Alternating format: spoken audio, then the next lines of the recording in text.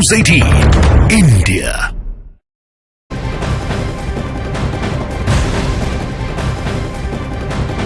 इस वक्त की सबसे बड़ी खबर, यमन के हूथी विद्रोहियों ने एक नया वीडियो जारी कर दिया है। हूथी मिलिशिया में इस वीडियो में दिखाया गया है कि कैसे वो इजराइल और अमेरिका के खिलाफ लड़ने की तैयारी कर रहा है। रॉकेट हमलों से लेकर टैंक से अटैक, इस वीडियो में ड्रोन से हमले भी दिखाए गए हैं। हूथी विद्रोहियों ने दिखाया है कि उनके बम कितने सटीक तरीके से निशाने पर गिरते हैं और उसकी स्पेशल फोर्स भी किसी मिलिट्री पोस्ट पर हमला करके दिखा रही है जो डमी टारगेट है। वहां अमेरिका और इजराइल के झंडे भी लगे हुए हैं। ये तस्वीरें इस वक्त हम आपको दिखा रहे हैं। तो अमेरिका के मिलिट्री अड्डे इस वक्त टारगेट पर हैं। जब से अमेरिका ने इराक के मिलिशिया पर एयर स्ट्राइक की है, अमेरिकी सेना से बड़ा बदला लेने की मांग हो रही है। तो सवाल ये उठता है कि क्या इस बार हमला हुआ तो अमेरिका ईरान को सीधे अपने टारगेट पर ले लेगा? अगले कुछ दिन पूरे पश्चिम एशिया के लिए बहुत खतरनाक कहे जा सकते हैं।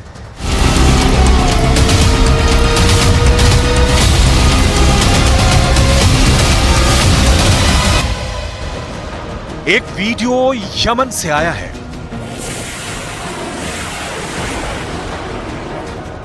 और एक वीडियो अमेरिका के सीक्रेट एयरबेस से आया है। दोनों तरफ आग लगी हुई है, दोनों तरफ मौत बरसाने का सामान इकट्ठा हो चुका है।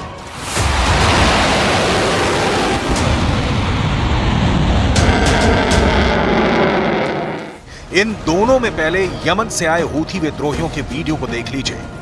वो इस फायर पावर से अमेरिका और इजराइल दोनों को डराना चाहता है, लेकिन इस वक्त पूरे पश्चिम एशिया में अमेरिका और इजराइल का फोकस ईरान बन चुका है।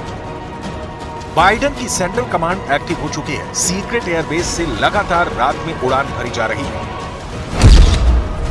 यह बात साफ है कि इराक और सीरिया के बाद अब अमेरिका का टारगेट नंबर 3 ईरान है। लेकिन ईरान पर अटैक कब होगा, कैसे होगा, हमला कितना खतरनाक होगा, इसका सिर्फ अंदाजा लगाया जा रहा है। यह रात में टेक ऑफ करने वाला विमान अमेरिका का सबसे खतरनाक लॉन्ग रेंज वाला बम वर्षक है। नाम है B-1 बॉम्बर। सीरिया और इराक पर बमबारी के लिए कितने बॉम्बर, कितने फाइटर जेट शामिल हुए, यह अभी तक नहीं बताया गया है, लेकिन मिशन खत्म होने के बाद यह बात जाहिर कर दी गई कि अमेरिका ने सीरिया और इराक के अंदर 85 टारगेट पर हमला किया। ये हमले 7 लोकेशन पर किए गए। सीरिया में 4 जगह और इराक में 3 ठिकानों पर बमबारी हुई। 125 से ज्यादा ऐसे बम दागे गए जिन्होंने पिन पॉइंट एक्यूरेसी के साथ टारगेट पर बहुत बड़ा धमाका किया। लेकिन इनकी उड़ान लगातार जारी है और यही इस वक्त ईरान का सबसे बड़ा डर है कि अगर B-1 बॉम्बर का रुख तेहरान की तरफ कर दिया गया तो क्या होगा। इराक में गुस्सा कैसे उबल रहा है, उसकी तस्वीरें अमेरिका को परेशान जरूर करेंगी। बगदाद में उन लोगों के जनाजे के साथ प्रदर्शन हुआ जो अमेरिका की एयर स्ट्राइक में मारे गए हैं। इराक का दावा है कि कतायब हिजबुल्लाह या हश्द अल शाबी से जुड़े 16 लड़ाके अमेरिका की बमबारी में मारे गए हैं। लोगों के हाथों में इनकी तस्वीरें और अमेरिका को मुंहतोड़ जवाब देने की मांग की जा रही है। सबसे बड़ी डिमांड यह है कि अमेरिका की फौज पूरी तरह इराक से बाहर चली जाए। لإنهاء لإخراج الأمريكان ويجب عدم بقائهم شر مطلق للشعب العراقي، ويعني مزيدا من الدماء العراقية ومزيدا من التضحيات بالشباب العراقي. اليوم حان الوقت لخروجهم وعلى البرلمان أن يقول قوله الذي हश्द अल शाबी और कतायब हिजबुल्लाह इराक के वो मिलिशिया गुट हैं जिन्होंने आईसिस को मारकर खदेड़ने में बड़ी भूमिका अदा की थी। यही वजह है कि तब ईरान ने भी इनकी पूरी मदद की थी। ईरान कभी नहीं चाहेगा कि ये मिलिशिया कमजोर हो, क्योंकि इन्हीं की ताकत के जरिए उसका असर भी इराक और सीरिया पर बरकरार रहता है। ما طبیعتاً هر حرکتی رو علیه جبهه مقاومت محکوم میدونیم و مطرود میدونیم و محکوم میکنیم. ईरान और अमेरिका के बीच अचानक से युद्ध वाला माहौल बन चुका है। गाजा में हमास और इजराइल के युद्ध के बाद अब पहले फोकस यमन पर केंद्रित हुआ और अब इराक पर अमेरिका की बमबारी के बाद ईरान को टारगेट करने की मांग की जा रही है, क्योंकि इराक और सीरिया में जो मिलिशिया इस वक्त अमेरिका के दुश्मन बन चुके हैं, उनको ईरान से ही पूरी मदद मिलती है। ये बात तो खुद ईरान भी पूरी तरह खारिज नहीं करता। इराक और सीरिया पर B-1 बॉम्बर से तबाही मचाकर अमेरिका ने ईरान को बहुत बड़ा मैसेज दिया। अमेरिका अब ईरान को बताना चाहता है कि वो इसी तरह तेहरान पर, शिराज पर, सिस्तान, किरमान पर और इस्फहान पर बमबारी कर सकता है और उन्हें मिट्टी में मिला सकता है। ऐसा अमेरिका इराक में सद्दाम के खिलाफ कर चुका है, लीबिया में गद्दाफी के खिलाफ कर चुका है।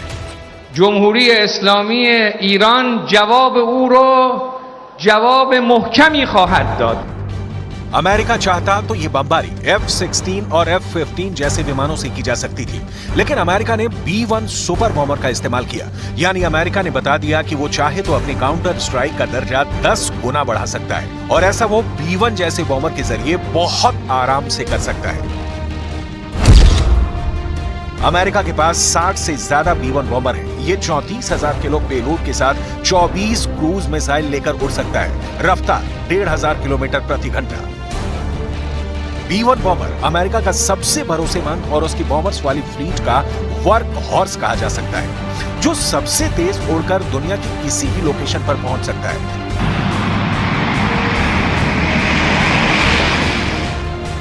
यह ऐसा काला दैत्य है जो अकेले दम पर कई मोर्चों पर ईरान की ताकत को एक झटके में खत्म कर सकता है। अमेरिका की बॉम्बर वाली ताकत भी आपको दिखाते हैं, क्योंकि ईरान के खिलाफ तनाव का लेवल अब बाइडेन की नाक से ऊपर जा रहा है। ऐसे में सवाल है कि क्या वक्त आ गया है कि अमेरिका अपने सबसे खतरनाक बॉम्बर्स को सबसे बड़े मिशन के लिए तैनात करने पर मजबूर हो जाएगा। B-1 से बमबारी करके अमेरिका ने दिखा दिया है कि वो ऐसा करने से हिचकेगा नहीं। सवाल है कि क्या अमेरिका वाकई नया युद्ध करने के लिए तैयार है? क्या वक्त आ गया है कि अमेरिका ने जो गलती यूक्रेन को लेकर की है उसे ईरान के साथ नहीं दोहराएगा, यानी वो खुल्लम खुल्ला जंग करेगा? अमेरिका के कौन कौन से बॉम्बर किसी भी वक्त किसी भी डिप्लॉयमेंट के लिए तैयार है, ये भी देख लीजिए।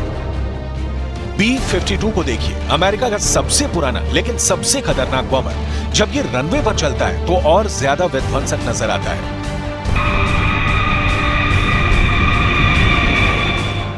अमेरिका के पास ईरान को डराने के लिए बहुत कुछ है। अमेरिका का B-52 बॉम्बर 32,000 किलो के बम लेकर उड़ता है। ये एक न्यूक्लियर बॉम्बर है। 8 इंजन की पावर से उड़ने वाला B-52 दुनिया का सबसे पुराना और सबसे खतरनाक बॉम्बर माना जाता है। 60 के दशक में अमेरिकी एयरफोर्स का हिस्सा बनने के बाद इसे लगातार आधुनिक बनाया गया और यही वजह है कि 60 साल बाद आज भी ये उड़ान भर रहा है। B-2 को देखिए, अमेरिका का स्टेल्थ यानी रडार की पकड़ में ना आने वाला बॉम्बर।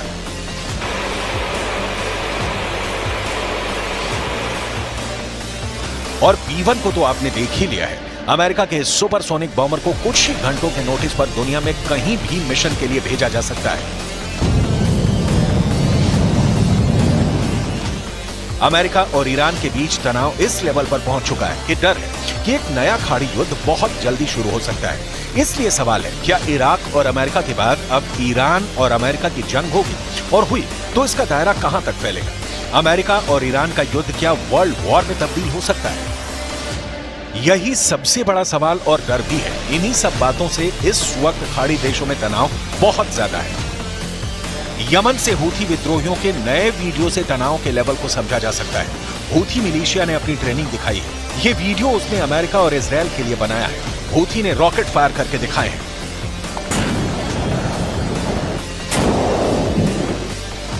हूथी ने अपने ड्रोन उड़ाकर दिखाए हैं। हूथी विद्रोहियों ने दिखाया है कि उनके बम कितने सटीक तरीके से निशाने पर गिरते हैं।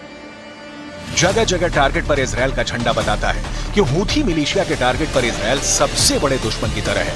हूथी विद्रोहियों के टैंक T-72 भी इस युद्धाभ्यास में शामिल है। उसकी स्पेशल फोर्स भी किसी मिलिट्री पोस्ट पर हमला करके दिखा रही है। जो डमी टारगेट है वहां अमेरिका और इजराइल के झंडे लगे हैं। بأننا سائرون في طريق التدريب لرفع قدرات ومهارات قواتنا المسلحة، وأننا جادون في كل ما نقوم به، وأن القيادة السياسية والعسكرية عندما نفذت أوامر السيد قائد الثورة।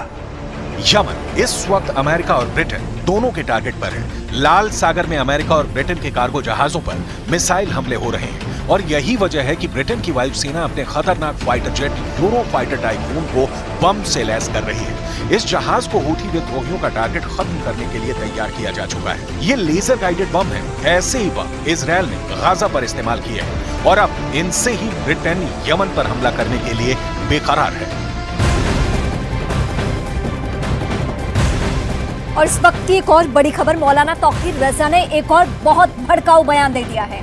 मौलाना तौकीर रजा ने कहा है कि वो शुक्रवार को गिरफ्तारी देंगे और पूरे मुल्क में गिरफ्तारियां दी जाएंगी। तौकीर रजा का कहना यह भी है कि मुसलमान ज्ञानवापी की मस्जिद को शहीद नहीं होने देंगे। इस वक्त की सबसे बड़ी खबर में आप दर्शकों को बता रहे, मौलाना तौकीर रजा ने पूरे देश के मुसलमानों से यह अपील की है कि मुसलमान देश भर में जेल भरो आंदोलन की शुरुआत करें।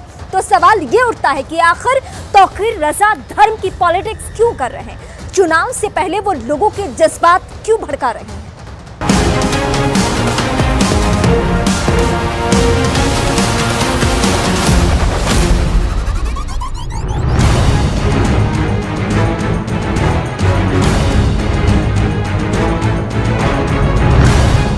लाल कृष्ण आडवाणी को भारत रत्न दिए जाने से कांग्रेस पार्टी को मिर्ची नहीं लगी।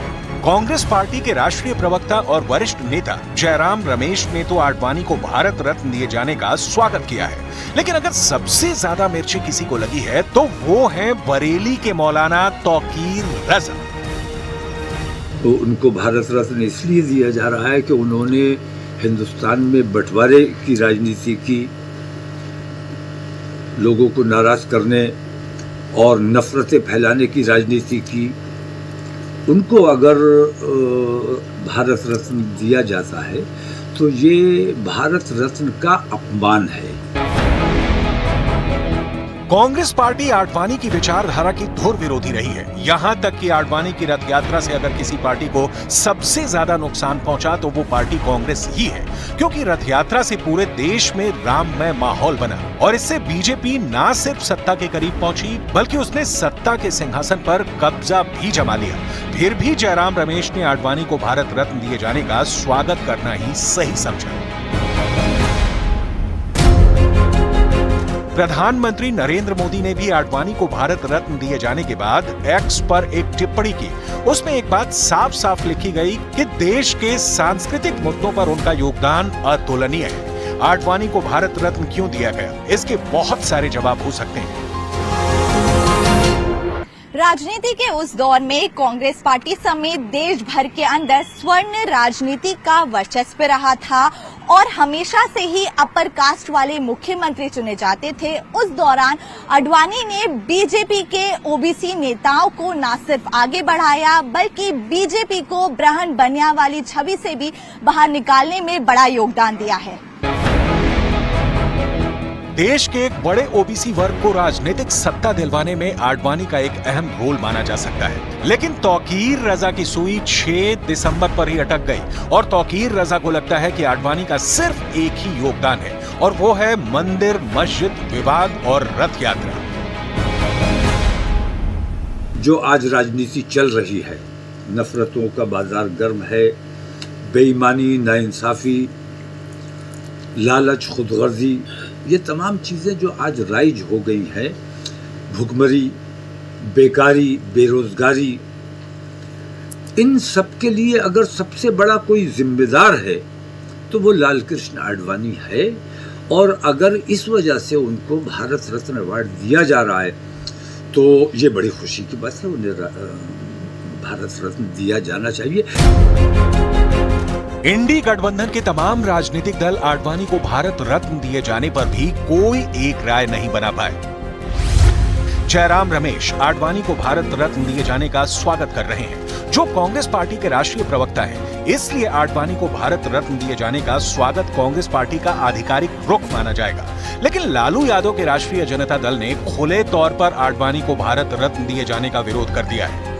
आरजेडी के सांसद और वरिष्ठ नेता मनोज झा ने खुलकर आडवाणी की आलोचना की है और ये कहा है कि आडवाणी का एक योगदान है मंदिर मस्जिद के विवाद में देश के 40 सालों को बर्बाद करना। इस देश के 40 बरस, तकरीबन 40 इयर्स, 4 दशक उस विवाद में गए हैं। हमने अपनी ऊर्जा उस विवाद में खोई है जिसके जनक थे आडवाणी जी।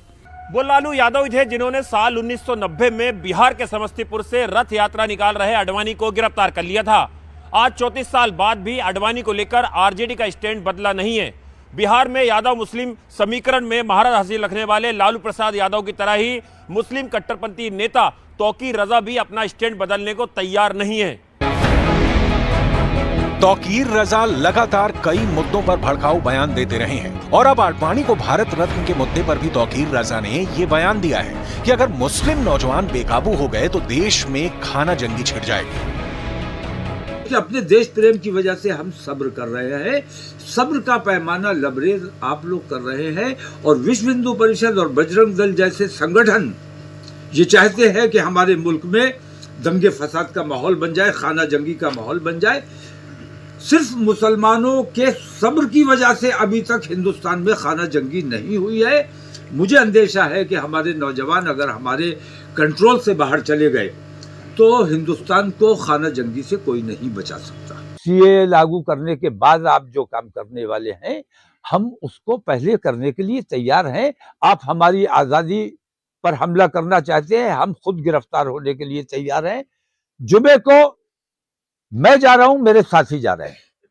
जो आना चाहेगा वो आएगा, जो नहीं आना चाहेगा वो नहीं आएगा। जिसे इन तमाम चीजों से तकलीफ है, मैं हिंदू और मुसलमान की बात नहीं कर रहा हूं, जिसे इन तमाम चीजों की तकलीफ है, जो इन तमाम चीजों को बुरा समझता है, मैं ये समझता हूं कि मैं गिरफ्तारी लूंगा तो वो भी गिरफ्तारी जरूर देगा। जाहिर सी बात है ये तौकीर रजा की धमकी है और कई बार धमकियां देने में वो हैदराबादी नेताओं से भी कहीं आगे निकल जाते हैं। लेकिन तौकीर रजा को जवाब भी जोरदार मिला है। अयोध्या के साधु संतों ने तौकीर रजा को आईना दिखाया है। शुद्ध रूप से यह धमकी मौलाना तौकीर रजा का बर्दाश्त से बाहर है। ऐसे लोगों के खिलाफ सख्त से सख्त कार्रवाई होनी चाहिए। उनको कहा जाता है वही बोलते हैं, जो जितना कहा जाएगा उतने बोलेंगे, उसके बाद में और आगे नहीं बोलेंगे फिर, इसलिए उनका बयान का कोई वजूद नहीं है। ऐसे व्यक्ति का कोई वजूद नहीं है और लाल कृष्ण आडवाणी जो हैं वो वास्तव में भारत माँ के लाल हैं। विवादित बयान देने के मामलों में तौकीर रजा हर बार अपना ही पुराना रिकॉर्ड तोड़ देते हैं। विवादित बयान देने के उनके रिकॉर्ड के सामने भारत का कोई नेता मौलाना या धर्मगुरु ठहरता नहीं है। मौलाना तौकीर रजा तो बीजेपी सरकारों के विरोध में इस हद तक चले गए कि उन्होंने बम फोड़ने और आतंकवादी हमलों का इल्जाम भी किसी और पर लगा डाला। जब सरकार ने पीएफआई पर प्रतिबंध लगाया तो भी तौकीर रजा का खून खौल उठा था। इस प्रतिबंध को तौकीर रजा बर्दाश्त नहीं कर सके और उन्होंने बजरंग दल को आतंकवादी संगठन बताकर उससे भी प्रतिबंध लगाने की अपील कर डाली। हुकूमत से मैं मांग करता हूं कि जिस तरह सिमी पर पाबंदी लगाई गई थी, जिस तरह पीएफआई पर पाबंदी लगाई गई थी, उसी तरह विश्व हिंदू परिषद और बजरंग दल पर आतंकवादी संगठन डिक्लेयर किया जाना चाहिए और इन पर पाबंदी लगाई जानी चाहिए। लेकिन तौकीर रजा ने एक ऐसा बयान भी दे डाला जो देश की सुरक्षा व्यवस्था और देश की एकता अखंडता पर भारी पड़ सकता है। तौकीर रजा ने ये मांग कर डाली कि अगर देश के अंदर हिंदू राष्ट्र मांगता है तो मुसलमान भी मुस्लिम राष्ट्र की मांग कर सकता है। तौकीर रजा का यह बयान उस वक्त सामने आया था जब बागेश्वर धाम के आचार्य धीरेन्द्र शास्त्री लगातार हिंदू राष्ट्र की मांग पर आवाज उठा रहे थे। लेकिन तौकीर रजा का इस पर पलटवार इसीलिए काफी डराने वाला और चौंकाने वाला था क्योंकि भारत के विभाजन का अभियान भी मुस्लिम लीग द्वारा अलग मुस्लिम राष्ट्र बनाने की मांग से शुरू हुआ था। जब जिन्ना की इस मांग को स्वीकार नहीं किया गया तो जिन्ना की अपील पर डायरेक्ट एक्शन डे हुआ। नोआखाली से पूरे दंगे शुरू हुए जिसमें हजारों की संख्या में मासूमों को मौत के घाट उतारा गया। 1947 में अलग मुस्लिम राष्ट्र के नाम पर देश के अंदर जो आग लगाई गई उसका परिणाम पाकिस्तान है। पाकिस्तान लगातार आतंकवाद की ज्वालामुखी की तरह सुलग रहा है और पूरी दुनिया के लिए खतरा बन चुका है। ऐसे में अगर तौकीर रजा अलग मुस्लिम राष्ट्र की मांग करते हैं तो ये देश के लिए बेहद खतरनाक परिस्थितियों का निर्माण करने की कोशिश के साथ ही दुनिया के लिए भी खतरा पैदा करने वाला हो सकता है। सबसे बड़ा मुद्दा यह है कि देश संविधान से चलेगा और राम मंदिर का फैसला सुप्रीम कोर्ट के जरिए हुआ। ज्ञानव्यापी का मामला भी अदालत में ही चल रहा है और अदालत के आदेश के बाद ही ज्ञानव्यापी का तहखाना यानी व्यास जी के तहखाने को खोला गया। ठीक उसी तरह मथुरा में भी मामला कोर्ट में चल रहा है। ये तीनों ही स्थान हिंदुओं के लिए पवित्र हैं। लेकिन मौलाना तौकीर रजा बिल्कुल धमकाने के अंदाज में साफ साफ ये कह रहे हैं कि मुसलमान नौजवान अब अदालत को नहीं सुनेगा। वक्त आ गया है कि इस तरह की हेट स्पीच पर एक्शन होना चाहिए। हेट स्पीच देने वाला नेता चाहे मुस्लिम हो या हिंदू, दोनों पर एक्शन जरूर होना चाहिए। सुप्रीम कोर्ट के retired justice KM. Joseph supreme court में अपने कार्यकाल के दौरान हेट स्पीच को लेकर चिंता जता चुके हैं और उन्होंने इस पर कार्रवाई करने की भी अपील प्रशासन से की थी। सुप्रीम कोर्ट के ऑब्जर्वेशन और प्रावधानों को लागू करके हेट स्पीच को रोका जा सकता है।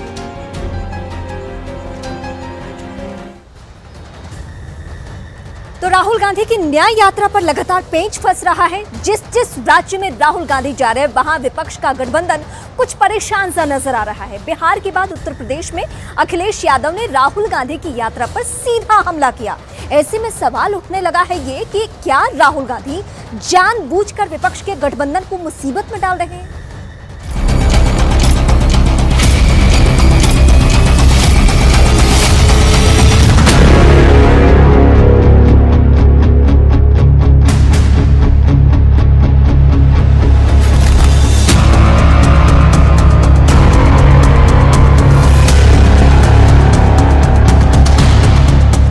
आपका सपना मोदी का संकल्प है।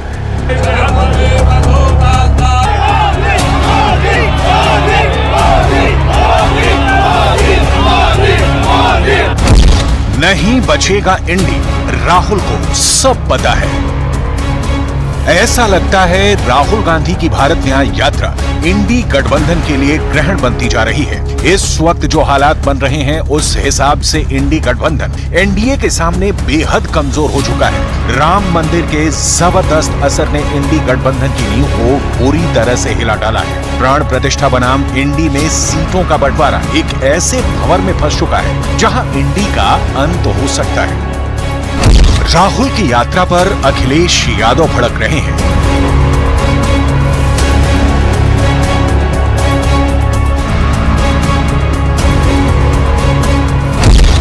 ममता ने दिया कांग्रेस को 40 सीटें जीतने का चैलेंज। एक जगह दाঁড়াতে कांग्रेस তুমি তো একা পারবে না, তুমি 40টা सीट পাবে কিনা আমরা জানি না। नीतीश कुमार का दावा इंडी गठबंधन पूरी तरह से फेल। हम तो कितना कोशिश कर रहे थे, एक काम करवे नहीं किया। हालात ये हैं कि इंडी गठबंधन अपनी आखिरी सांसें गिनने लगा है। सबसे बड़ा सवाल यही है कि आखिर कांग्रेस इंडी गठबंधन के बिखरने से उतना परेशान और हैरान क्यों नहीं है जितनी उम्मीद की जा रही थी। 6 महीने पहले जब 27 विपक्षी दलों ने मिलकर इंडी गठबंधन बनाया था तो दावे किए जा रहे थे कि इंडी गठबंधन मोदी की एनडीए सरकार को कड़ी टक्कर देगा। लेकिन 14 जनवरी जब से राहुल गांधी की न्याय यात्रा शुरू हुई है तब से अब तक बिहार, बंगाल, महाराष्ट्र और यूपी से इंडी गठबंधन की खटपट की खबरें आ रही हैं। नीतीश ममता के बाद अब समाजवादी पार्टी के मुखिया अखिलेश यादव ने भी राहुल की न्याय यात्रा पर तंज कसते हुए कहा है कि आखिर ये कैसी न्याय यात्रा है जिसमें इंडी में शामिल दलों को ना तो जानकारी दी जा रही है और ना ही यात्रा में शामिल होने का निमंत्रण। मुश्किल तो यह है कि कई बड़े आयोजन होते हैं, बड़े कार्यक्रम होते हैं, हम लोगों को निमंत्रण ही नहीं मिलता, तो अपने आप क्या मांगे हम निमंत्रण। जो इंडिया का तो तृणमूल कांग्रेस एक रेस्पॉन्सिबल पार्टनर है, ये समाजवादी पार्टी वो एक रेस्पॉन्सिबल पार्टनर है, अखिलेश जी वहाँ पर है। तो अगर कांग्रेस इसी तरह बंगाल में आएंगे दीदी को नहीं बोलेंगे और यूपी में जाएंगे अखिलेश को नहीं करें, ऐसा मेंटालिटी से ये अलायंस उसको सोचना चाहिए क्या कर रहा है वो। उसको जो उनका जो खुद का स्टेट था जो बीजेपी जीत चुका है वहीं पे ध्यान देना चाहिए। वो तो अभी बंगाल यहाँ पे हम लोग भाजपा को ऑलरेडी हरा दिया, यूपी वहाँ पर लड़ रहे हैं अखिलेश, वहाँ पर ये लोग डिस्टर्ब कर रहे हैं। नहीं बचेगा इंडी, राहुल को सब पता है। इंडी गठबंधन में इस वक्त कदर मचा हुआ है और यही समझ नहीं आ रहा कि आखिर ये इंडी गठबंधन बना क्यों है। अखिलेश यादव राहुल गांधी पर तंज कस रहे हैं, ममता बनर्जी कांग्रेस को अकेले 40 सीट जीतने का चैलेंज दे रही है। ऐसे में अब कांग्रेस के सामने बड़ा सवाल ये है कि क्या वो इंडी गठबंधन के तौर पर मैदान में उतरे या सभी दल अपने अपने दम में मैदान पर किस्मत आजमाए। महाराष्ट्र, बिहार और बंगाल के बाद अब यूपी में कांग्रेस से एसपी चुनाव से पहले पूरा हिसाब किताब कर लेना चाहती है। यूपी में भी इंडिया गठबंधन के घटक दलों के बीच भीतर खाने गंभीर किस्म के रणनीतिक दांव पेच चल रहे हैं। सूत्रों के मुताबिक एसपी ने कांग्रेस को गठबंधन के तहत 11 सीटें दी हैं। इनकी आधिकारिक घोषणा नहीं की है, लेकिन सूत्रों के अनुसार ये सीटें बलिया, फतेहपुर सीकरी, रामपुर, महाराजगंज, बाराबंकी, सुल्तानपुर, कानपुर, मेरठ, सहारनपुर, भदोही और बहराइच हो सकती हैं। इसके अलावा अमेठी और रायबरेली में सपा पहले से ही प्रत्याशी नहीं उतारती रही है। इस तरह से अभी तक सपा की ओर से कांग्रेस के लिए कुल 13 सीटों की पेशकश की गई है। नहीं बचेगा इंडी, राहुल को सब पता है। ऐसा लगता है कि कांग्रेस अच्छी तरह से समझ चुकी है कि इंडी गठबंधन का भविष्य खतरे में है। इस वक्त कांग्रेस का पूरा फोकस इंडी में सीट शेयरिंग से ज्यादा राहुल की यात्रा पर है। 14 जनवरी से 20 मार्च तक राहुल की भारत न्याय यात्रा होगी। इस दौरान 15 राज्यों में 110 जिलों से राहुल की यात्रा निकलेगी। कुल 67 दिनों में राहुल गांधी न्याय यात्रा के जरिए 6,713 किलोमीटर की दूरी तय करेंगे। लेकिन सवाल उठता है कि राहुल के भारत भ्रमण का ग्रहण इंडी गठबंधन पर क्यों पड़ रहा है? क्यों इंडी गठबंधन के घटक दल इंडी से टूटने का बहाना खोज रहे हैं? जरा देखिए। पश्चिम बंगाल में ममता बनर्जी इंडी से अलग होकर बड़ी राहत महसूस कर रही हैं। ममता को लग रहा था कि टीएमसी के मुस्लिम वोटर्स को कांग्रेस बंगाल में छीन सकती थी।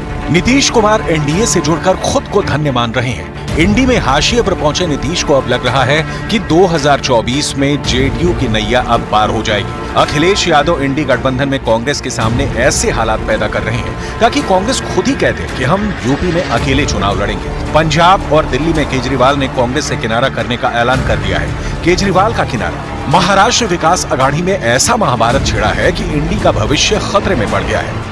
देखिए, आईएनडीए जोट का कोई मतलब ही नहीं है। कौन लेगा? ममता बनर्जी खुद बोल रहा है जो 300 सीट कांग्रेस लड़ेंगे तो 40 सीट जीतेंगे। तो 400 सीट आया कहां से आएंगे 400 सीट? इसीलिए ममता बनर्जी लोगों को धोखा देने का बार बार प्रयास कर रहा है, लेकिन अभी लोग बहुत सचेत हो गया। अभी धोखा खाने वाला नहीं है। आने वाला दिन में 400 पार करके बहुत सशक्त सरकार मोदी जी बनाने वाले हैं और आईएनडीए का जोट वो बैठ के देखेगा, उनका हालत और भी खराब होगी। लगता है राहुल गांधी की भारत जोड़ो यात्रा इंडी गठबंधन के लिए ग्रहण बन गई है। बिहार में राहुल के काफिले में गदर मचा हुआ है। बिहार और झारखंड में राहुल की न्याय यात्रा में मोदी मोदी के नारे लगे। उत्तर प्रदेश में समाजवादी पार्टी के नेता कांग्रेस के साथ गठबंधन करते नहीं दिख रहे हैं। इसका मतलब साफ है कि इंडी गठबंधन अपने अंत की तरफ बढ़ रहा है। जरा महाराष्ट्र में मचे घमासान को देखिए, जहां लोकसभा की 48 सीटें हैं। महाराष्ट्र में विपक्षी अलायंस MVA में शामिल शिवसेना 23 और एनसीपी 10 सीटों की मांग कर रही है, जबकि कांग्रेस 20 से कम सीटों पर चुनाव लड़ने को तैयार नहीं है। ममता बनर्जी इंडी गठबंधन में बड़ी सहयोगी थी। मोदी के खिलाफ पूरे देश में कोई नेता अकेला खड़ा है और चुनावी समर में भी जीत हासिल करता दिख रहा है तो वो है ममता दीदी। दीदी ने कांग्रेस को तो अपनाया, लेकिन लेफ्ट का साथ आता देख दीदी बिदक गई। कांग्रेस के खिलाफ मोर्चा ही नहीं खोला, गठबंधन की किसी भी संभावना से साफ इनकार कर दिया। यहाँ तक कह डाला कि कांग्रेस पूरे देश में 40 सीटें जीत कर दिखाए। এটা হতে পারে না। শুনুন, এখনো হিম্মত করে বলি, লড়তে যদি পারে বিজেপিকে কেউ, বাংলা পারে, তৃণমূল কংগ্রেস পারে, আর আমরাই পারি সমস্ত রিজিওনাল পার্টিকে ঐক্যবদ্ধ করে এক জায়গায় দাঁড়াতে। কংগ্রেস তুমি তো একা পারবে না, তুমি 40টা सीट पावे किना আমরা জানি না। यहाँ उनका वोट शेयर कितना है, उनके पास मेंबर कितना है, इसको भी तो सोचना चाहिए। जहाँ है ही नहीं, वहाँ जितने हैं 2 मेंबर, उससे बहुत ज़्यादा मांग करके उन्होंने अलायंस तोड़ने का काम करने की कोशिश कर रहे हैं। तो सीएम इसीलिए ये कहा है। बिहार की कमान इंडी गठबंधन के हाथ से निकल चुकी है। नीतीश कुमार, जो इंडी गठबंधन के सबसे बड़े नेता के तौर पर काउंट किए जा रहे थे, पाला बदल चुके हैं। अपनी महत्वाकांक्षा की उड़ान को विराम देकर नीतीश कुमार मोदी के हो चुके हैं। बिहार में इंडी गठबंधन का गला दबाया जा चुका है। जो बच गए हैं वो यूपीए का हिस्सा रहे हैं, जिसमें आरजेडी और लेफ्ट पार्टियां शामिल हैं। बीजेपी ने नीतीश कुमार वाला पत्ता फेंटकर ऐसा फेंका है कि इंडी गठबंधन टाएं टाएं फिस दिखने लगा है। हम तो नाम भी कह रहे थे कुछ दूसरा उन लोगों को, अब वो अपना कर दिया था। हम तो बोल दिए थे कि नाम ठीक नहीं है, तो अपना कर दिया, तो हम कहे ठीक है। अब बाद में हालत देख न लिए। हम तो कितना कोशिश कर रहे थे, एक काम करवे नहीं किया, एक काम नहीं कर रहा था। आज तक तय किया है कि कौन पार्टी कितना लड़ेगी, कुछ नहीं। हम तो फिर छोड़ दिए कि भाई छोड़ो भाई। खुद ममता जी कह रही हैं कि कांग्रेस 40 सीट से ज्यादा नहीं जीत पाएगी। हमें उस पर भी शक है और हमें लगता है कि कांग्रेस अपनी न्यूनतम सीट जीतेगी। इंडी अलायंस पूरी तरह ध्वस्त हो गया है कि उसके नींव में नीतीश कुमार थे। अगर नींव हट गई तो ध्वस्त होना है, इसलिए ममता जी पहले उसको छोड़कर चली गई। अब इंडी अलायंस नाम का कोई चीज धरती पे नहीं है। दिल्ली में आपके पास एक भी लोकसभा की सीट नहीं है, लेकिन कुल 7 सीटों में से कांग्रेस और आपके बीच पेंच फंस गया है।